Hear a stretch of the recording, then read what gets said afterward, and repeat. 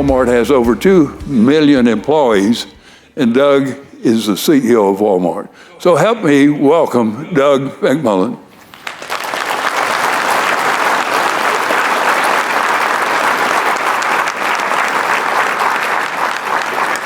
Welcome. How are you? You came through rain, sleet, and snow. Just a little snow. Good to see you.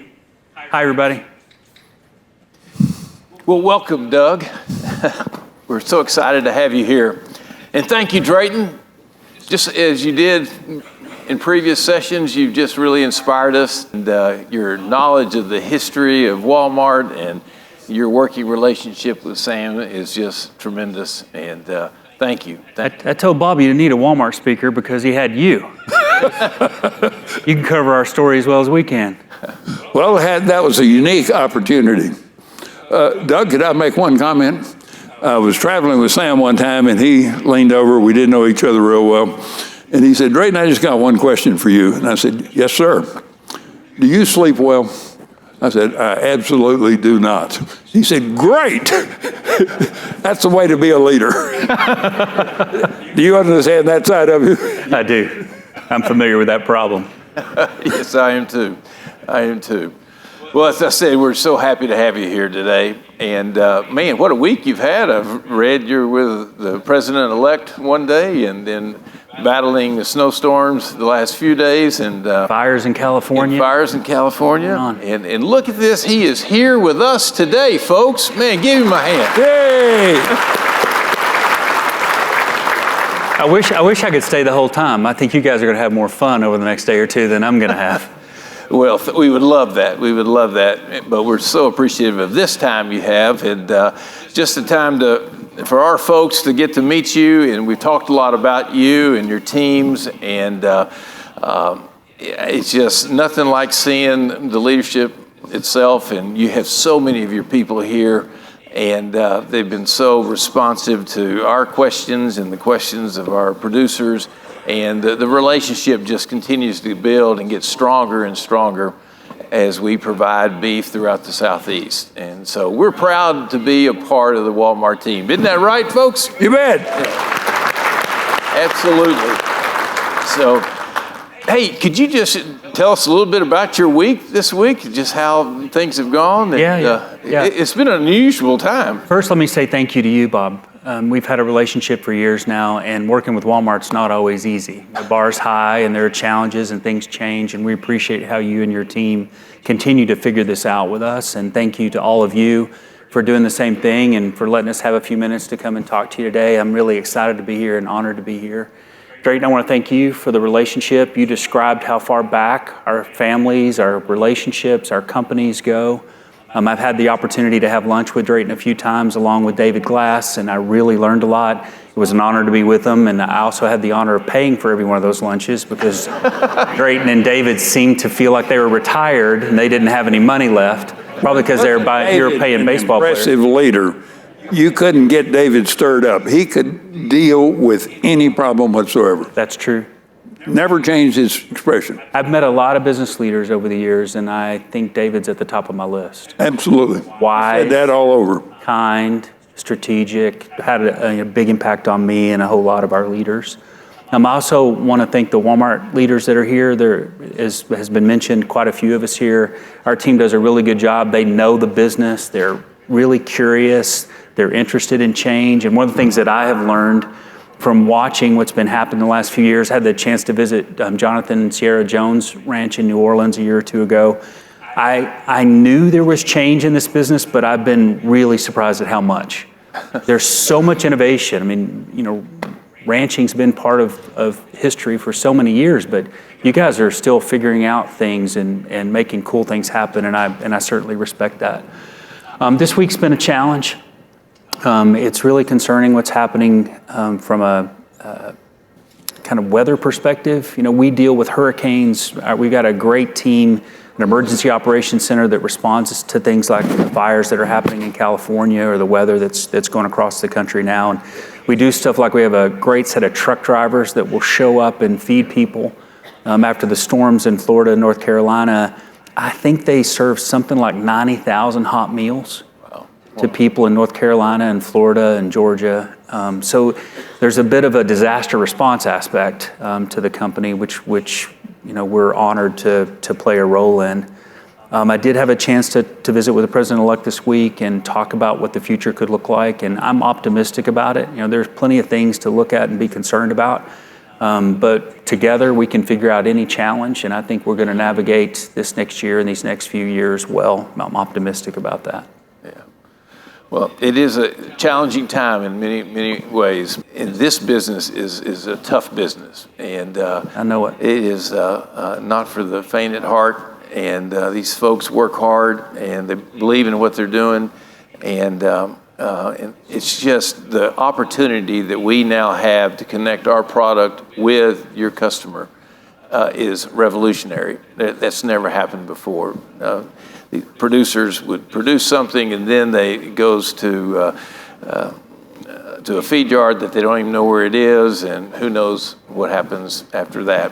And now we can trace it all the way to your store, and eventually they'll be able to trace that ribeye steak they buy or ground beef back to the ranch itself. So that's pretty cool stuff. So thank you for the opportunity to really dig deep in this and be the best.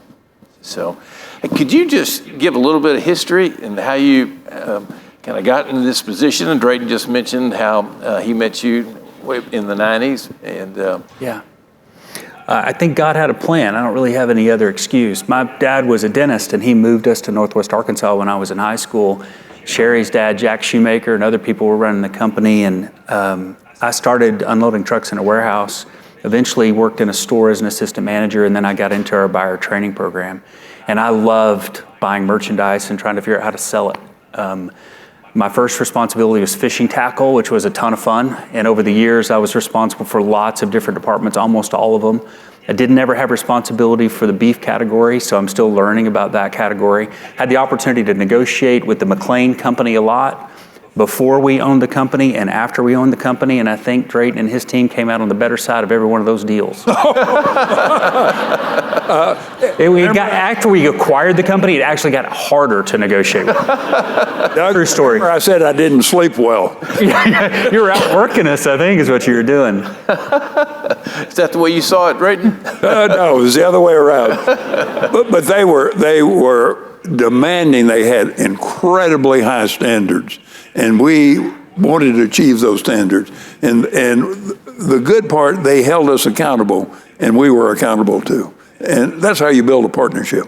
Yeah. That is so similar to what we have experienced with you all. You've really challenged us to do bigger and better things. And so thank you to the team, and we'll keep on trying to get better each and every day. So I am fascinated from the day you all came to our ranch in 2016 and talked about fresh and the challenge of fresh, and then how important beef is to that. Could you just kind of talk about the nature of fresh in grocery and grocery in general, and how important that is in the Walmart strategy? Yeah, we participate in an awful lot of product categories, but fresh food is the area that builds the most trust, and people buy it so frequently, and it's so personal. I don't know about everybody's house, but at our house, when we have a good steak, somebody almost always asks where'd that come from. Nobody's asked me where a Bounty paper towel comes from. But a steak special, there's something about it, and when you have a good one, you remember it.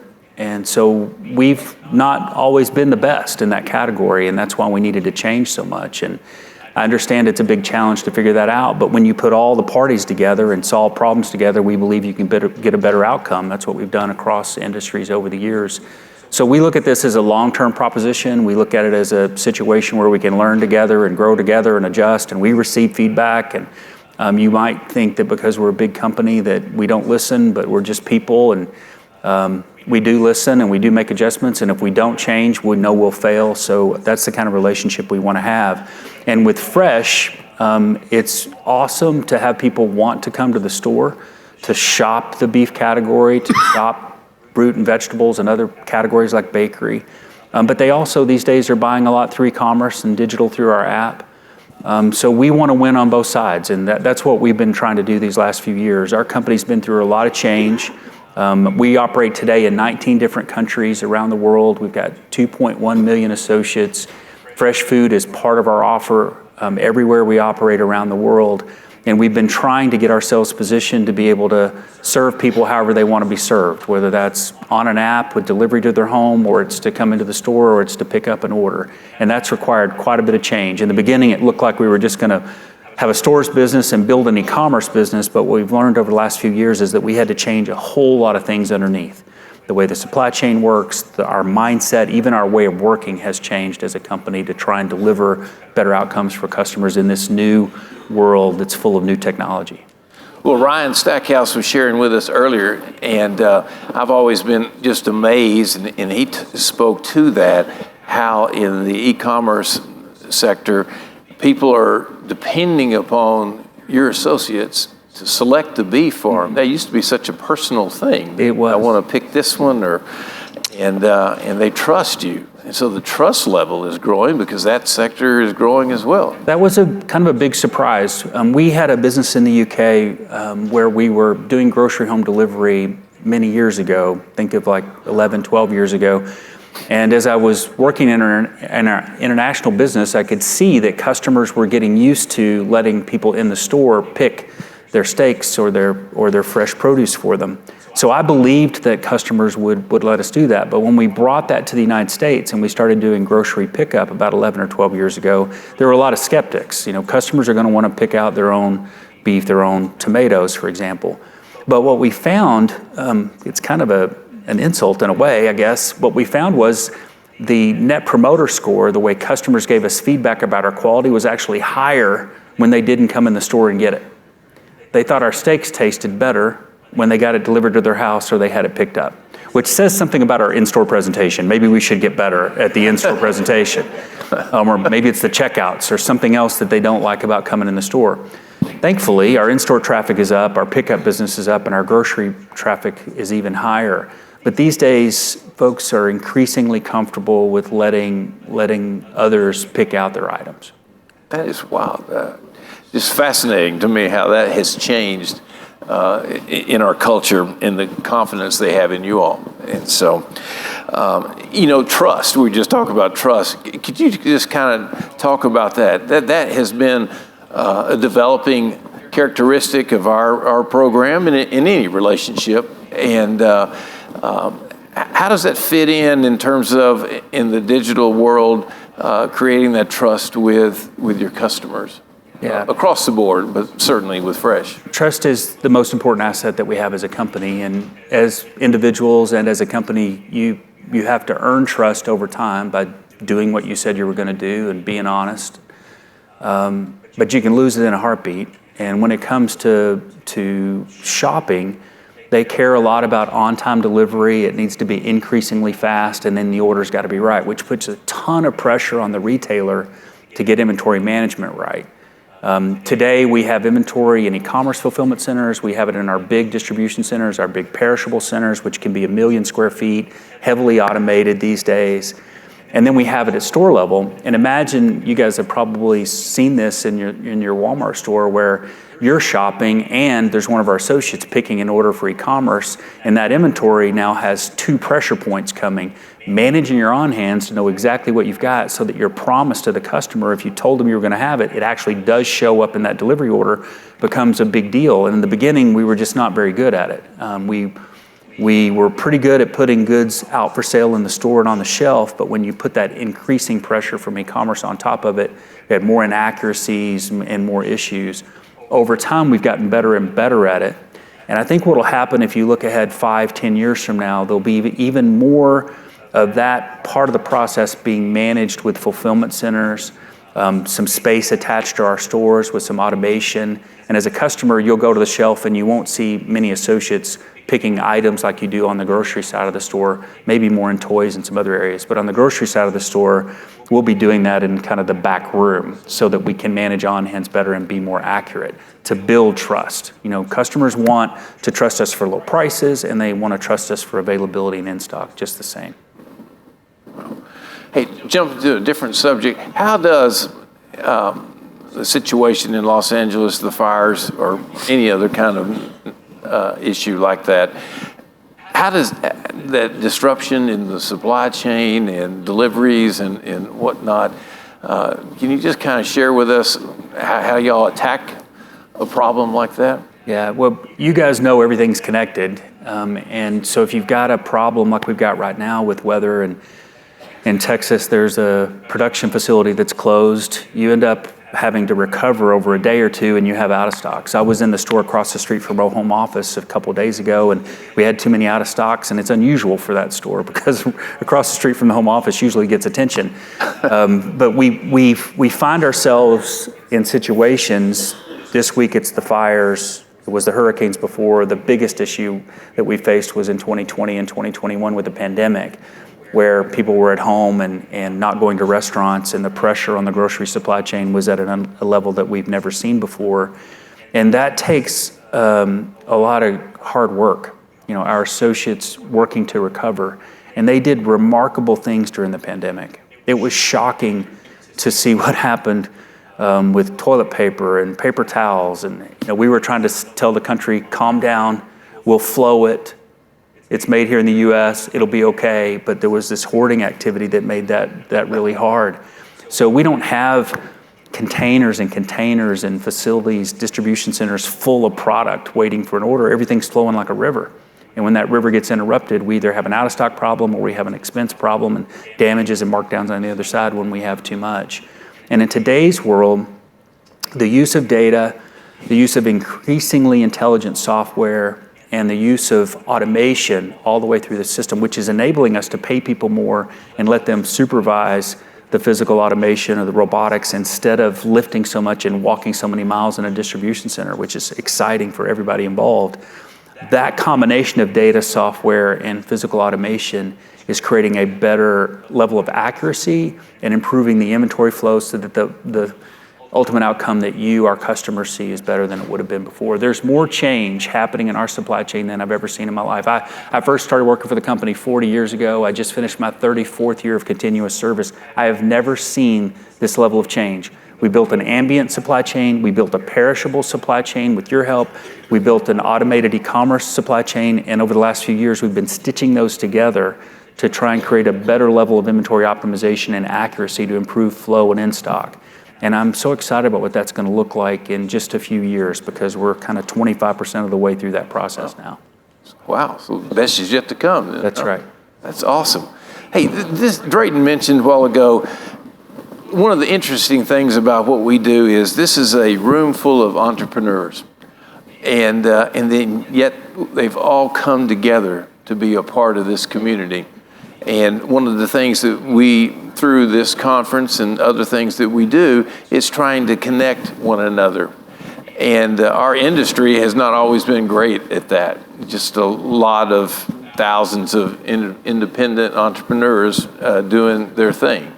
And so with the vision that you provided, we've been able to create this community. We're all on the same page. I feel it every time we get together that people become and know one another, and they're building relationships, and it's nationwide. As a leader of a big business and growing up in that business, could you share some ideas? Because we're all trying to get better and smarter about the way we do our business. Any tips, values, characteristics that you've seen that would help, especially a lot of the younger folks in here? How do you develop that kind of synergy and camaraderie, and then adopt technology and do some of these things that are risks in a lot of instances, but also just wise business practices? A couple thoughts go through my mind. In our case, I moved into this role about 11 years ago, and at the time there were a lot of questions about the future of the company, and we were working together as a leadership team to try and answer some of those questions. E-commerce had changed the world, the internet had changed the world, technology was moving fast. And after spending a few weeks thinking about it, what we realized was the list of things that needed to change was so long that we couldn't really answer it. What we could answer was what wouldn't change. And as I think about your families and I think about your business, maybe that could be helpful. Like, what are the things you stand for as a family or as a business? And what's that short list look like? In our case, it looks like a purpose that came from Sam Walton that he articulated when he accepted the Presidential Medal of Freedom in 1992, shortly before he passed away. George H.W. Bush came to Bentonville and gave him that medal. And Sam said, the secret is we're all working together. As long as we keep doing that, there'll be no end to us. And we're here to save people money and help them live a better life, to have a better lifestyle. In other words, we're here to help people. And he said around the world, which was a big aspiration at the time. That purpose motivates me and it motivates the other Walmart associates, and we want to keep that constant strength in it. That's our why. Like, why do I get up in the morning? Do I go home at the end of the day and brag to my family about how much we sold of something? They don't care. But going home feeling like you helped somebody, get a lower price, do something else, that's meaningful. And then the second thing was we have a set of 4 values. We respect the individual. We act with integrity. We strive for excellence. We serve the customer. Those values guide us, and we want our cultural behaviors to match those. In real life, we the people need to behave in that way, aligned with those 4 values. So what we said to our team was those 2 things are constant, and the everyday low price model is constant, which Jack Shoemaker helped us invent at Walmart. Other than that, everything else is open to change. I love that. So that means your mindset when you get up in the morning is fairly flexible. And the fact that you guys are getting together, I mean, who knows your business better than you? The people that are doing the same thing you're doing. And if you guys can talk to each other and exchange ideas, you might help someone else with something and they'll help you with something else. And our store managers do that all the time. Like, this meeting reminds me a bit of our store manager meeting. We get our store managers together twice a year in person. We have 4,700 supercenters in the United States, so it's expensive to bring everybody together, and it's a big room, like this. But the best value that comes to them through the meeting is typically not what's said from stage or the content we deliver for them. It's how they learn from each other. It's the conversations that they have on break or somewhere else. Yes. That makes the company feel smaller. So I think you guys are doing this once a year, and maybe that's sufficient.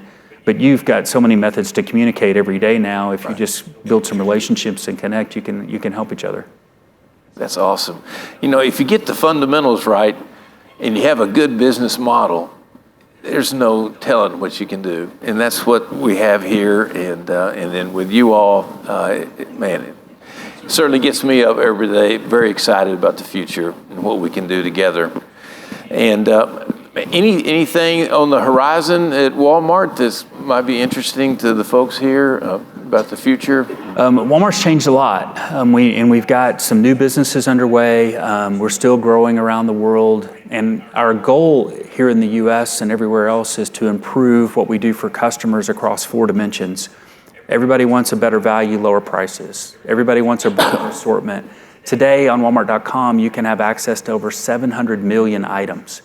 If you'd asked me 10 years ago, will Walmart ever offer that kind of assortment, I wouldn't have known how to do it. It's beyond my imagination at the time. And it's a combination of items we buy and a combination of marketplace sellers that are on Walmart.com, where they own the inventory and they ship the merchandise.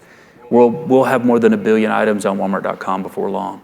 Wow. The experience of shopping with us is changing. There's tech that's happening at store level. There's technology happening in the e-commerce side behind the scenes that'll help make things more accurate, faster, better. We've got an experiment going on where we replenish inside people's homes. In most of the United States, you can get Walmart in-home service. Like, if I'm traveling and I want to place an order, I can go on my app, place my Walmart in-home order, and an associate comes and opens my garage and puts the groceries into the refrigerator and puts the ambient product on the floor, the non-temperature controlled stuff. And so when I get home, my order's in my garage. That's pretty convenient. We'll eventually figure out how to manage your in-stock at your house just like we do in a store. So the experience of shopping is going to keep changing. That's fascinating. So those 3 dimensions are really important. And then the 4th one that we focus on is trust. How do we keep earning trust? If we tell you something's going to happen, it's got to happen. Wow. So you're pretty excited about home delivery, it sounds like to me, and the services that... What's happening right now, and what we hope to continue to see, is that the amount of people coming to Walmart to shop in the store is still growing. The amount of volume that we're doing for curbside pickup is even higher. So if you looked at our growth rate right now, you'd see a growth rate of just traditional in-store shopping you'd see a faster growth rate for curbside pickup, and then you'd see an even faster growth rate for delivery. And it's a lot of the same families. I don't know how you guys are, but we do pickup orders, we do delivery orders, and we also go to stores and shop, and I don't really think about that anymore. It's just whatever I need at the moment, and that's the behavior that we're seeing typically at Walmart and Sam's Club. Wow, that's fascinating. Any other new technologies coming on? The drone stuff? Are y'all? Drones are happening. We're headed to Dallas-Fort Worth, and I hope it doesn't scare anybody like it has in New Jersey. We're talking about, do you put a big spark on it, or how do you let people know it's not the government, it's Walmart delivering your grocery order? You can get grocery delivery today in some of our markets. I can get it at home. My wife was cooking chicken marsala the other day, and she had everything but the cooking wine. And I was watching football, and she said, hey, she said it in a way like I didn't get cooking wine, where I know that I'm supposed to solve that problem. So I went out on the delivery app for the drone, and in less than 15 minutes, I had marsala cooking wine outside my front door dropped by a drone. That's pretty cool. I don't want to do my whole basket that way. I don't have a drone that big, but an item here or there. So you'll have all this flexibility in terms of the way that you receive product and the way that you get delivery. The biggest issue that's happening in technology right now is with generative AI. And if you're not playing around with ChatGPT or Perplexity or one of the apps, I would recommend that you give it a try. It's kind of amazing what's happening and how fast it's happening. We've all got to figure out what that means in our personal lives and in our business to try and help make things better. We're clear on what we're solving for: lower prices, broader assortment, better experience, and we want to use tech to make those things happen. But I'm finding things like I was traveling to India not long ago, and our team had prepared all these materials for me to read so that I could interact effectively with our teams there. And after I'd read all that, I then went out on the app. I was on an airplane, and I typed in that I was headed to India, and I was going to be meeting with our Flipkart and PhonePe teams, and what should I be thinking about.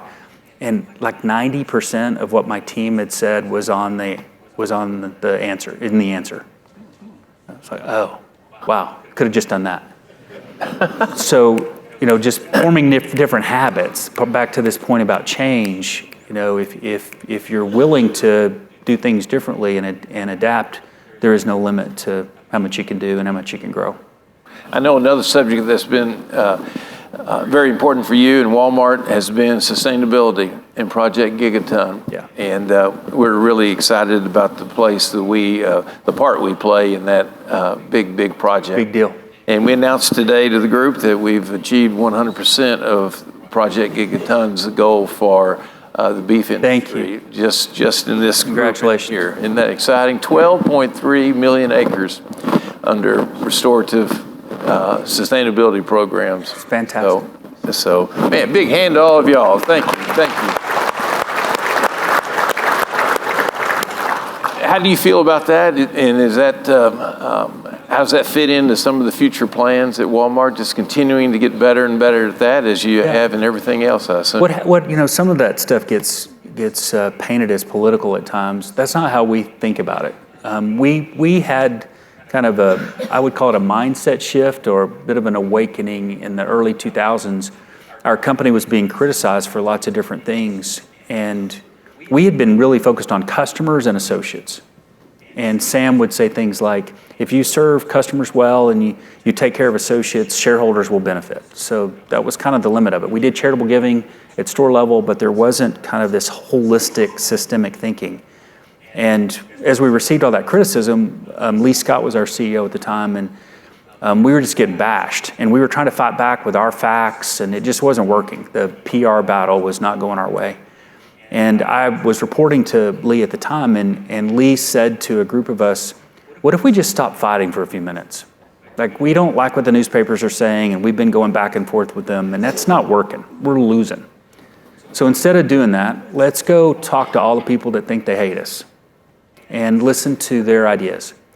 And if there's something that we hear that we think we ought to change and they've got a good point on something, let's just change it. And for a few years, let's just focus on being a better company and not fighting some reputational battle. That was an interesting pivot, and we did it. And we went in and talked to a lot of people who thought they hate us. Some of them didn't even want to meet with us, but we eventually got to just about everybody we wanted to, and we sat in quiet rooms and said, tell us what you think you don't like about us. and we got criticized for our healthcare benefits. And after we explained to them what our healthcare programs were and made them better, some of that went away. We got complaints about associate wages. We've been investing in raising wages for many years now. So that starts to go away. Like, it's really good criticism. We recently got some criticism related to the work we've been doing on diversity and inclusion.